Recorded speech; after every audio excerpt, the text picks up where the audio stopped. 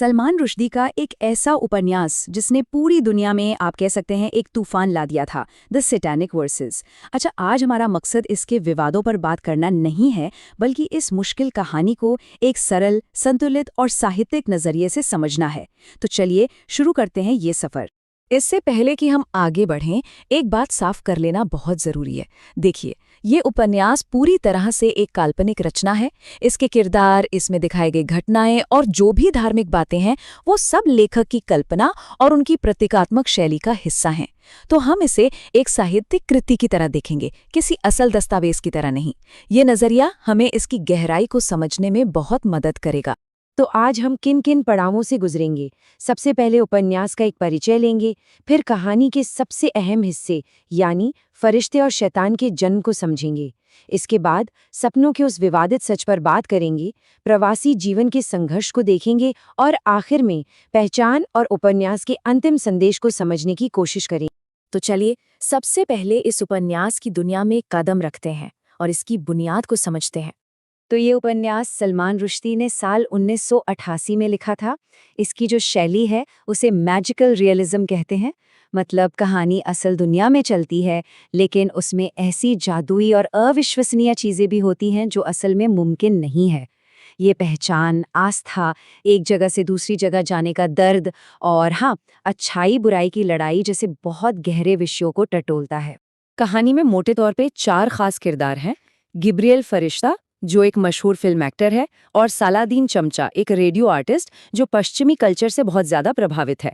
ये दोनों हमारे मेन कैरेक्टर हैं। इनके अलावा गिब्रियल के सपनों में एक काल्पनिक पैगंबर आता है जिसका नाम माहुंद है, और एक रहस्यमयी लड़की है आयशा, जिसकी कहानी साथ साथ चलती। चलिए, अब कहानी के उस मोड़ पर आते हैं जहां से सब कुछ असल में शुरू होता है। वो नाटकीय शुरुआत जहां हमारे हीरो का एक तरह से पुनर्जन्म होता है।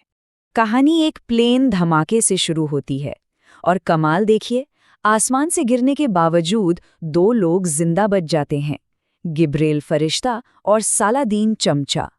लेकिन यह सिर्फ आसमान से गिरना नहीं था, ये एक प्रतीक है उनकी पुरानी पहचान के टूटने का और एक बिल्कुल नई, अनजानी पहचान के पैदा होने का। इस चमत्कारी गिरावट के बाद दोनों में एक अजीब सा बदलाव आना शुरू होता है। गिब्रियल फरिश्ता को लगने लगता है कि वो एक फरिश्ता बन गया है, और वहीं दूसरी तरफ सालादीन चमचा का शरीर एक शैतान जैसे जीव में बदलने लगता है। यहीं से उपन्यास की जो मुख्य लड़ाई है ना, अच्छाई और बुराई की, विश्वास और शक की, वो शुरू हो जाती है। यहाँ एक बात समझनी बहुत जरूरी है। ये जो बदलाव है, ये कोई असली बदलाव नहीं है, ये प्रतीकात्मक है। ये उनके मन की हालत, उनके सामाजिक और मनोवैज्ञानिक संघर्षों को दिखाता है। आप कह सकते हैं कि उनके अंदर जो तूफान चल रहा है, ये उसका बाहरी रूप है। अब कहानी उस हिस्से में दाखिल होती है जहां हकीकत और वहम के बीच की लकीर एकदम धुंधली हो जाती है। यहाँ लेखक सपनों का इस्तेमाल आस्था की उलझी हुई गुत्थियों को सुलझाने के लिए करता है। गिब्रियल फरिश्ता को एक के बाद एक कई सपने आते हैं। इन सपनों में वो माहुंद नाम के एक आदमी को देखता है जो एक नया धर्म बना रहा है। सपनों में कुछ आयतें सामने आती हैं जिन्हें बाद में बदल भी दिया जाता है, और सपनों का यही सिलसिला इस किताब का सबसे विवादित हिस्सा बन गया। इन्हीं सपनों के जरिए रुश्दी एक बहुत गहरा सवाल उठाते हैं। वो हमें सोचने पर मजबूर करते हैं कि क्या धार्मिक सच पत्थर की लकीर होता है या उसे समय के साथ गढ़ा जाता है, बनाया जाता है। ये उपन्यास के सबसे बुनियादी सवालों में से एक है। और विश्वास की बात यहीं खत्म नहीं होती। उपन्यास में आयशा की भी एक कहानी है, एक जवान लड़की जो दावा करती है कि उसे भगवान का संदेश मिला है और वो गांव वालों को समुद्र पार करा देगी। ये कहानी दिखाती है कि अटूट विश्वास और अंधे विश्वास के बीच कितनी पतली सी लकीर होती है, और ये सवाल उठाती है कि आस्था कब हमें ऊपर उठाती है और कब गुमराह कर देती है। तो अब सपनों की दुनिया से निकलकर जमीन पर आते हैं और उपन्यास के एक बहुत ही मानवीय पहलू पर ध्यान देते हैं जो सालादीन चमचा के किरदार के जरिए हमारे सामने आता है। सालादीन चमचा ब्रिटेन में रहने वाले एक प्रवासी के संघर्ष की जीती जागती मिसाल है।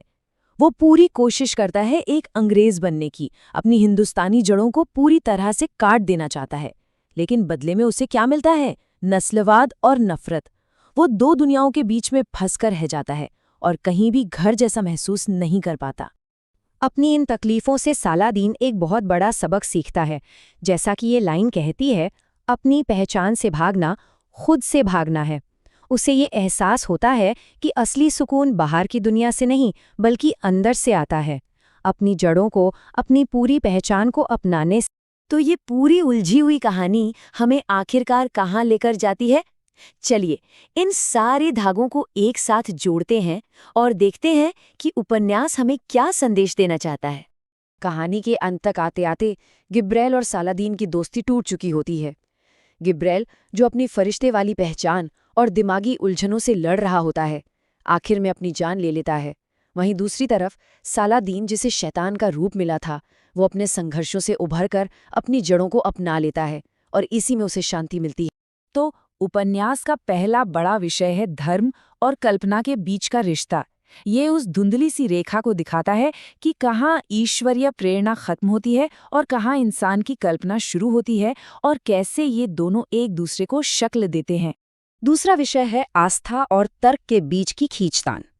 क्या हमें बिना सवाल किए मान लेना चाहिए या हर चीज पर सवाल उठाना चाहिए? कहानी में बार बार किरदारों को विश्वास और तर्क में से किसी एक को चुनना पड़ता है, और ये उपन्यास हमें इन दोनों के बीच संतुलन बनाने की चुनौती देता है। तीसरा विषय है प्रवासी जीवन का दर्द। सालादीन की कहानी के जरिए उपन्यास उस गहरे दर्द को दिखाता है जो अपनी जगह से उखड़ने, पहचान के संकट से जूझने और कहीं भी अपनापन महसूस न कर पाने से होता है। ये एक ऐसा दर्द है जिसे दुनिया भर में लाखों लोग महसूस करते हैं। और शायद उपन्यास का सबसे ताकतवर संदेश यही है, आत्मस्वीकृति। असली शांति किसी और जैसा बनने की कोशिश में नहीं, बल्कि खुद को अपनी सारी कमियों और अच्छाइयों के साथ स्वीकार कर लेने में है।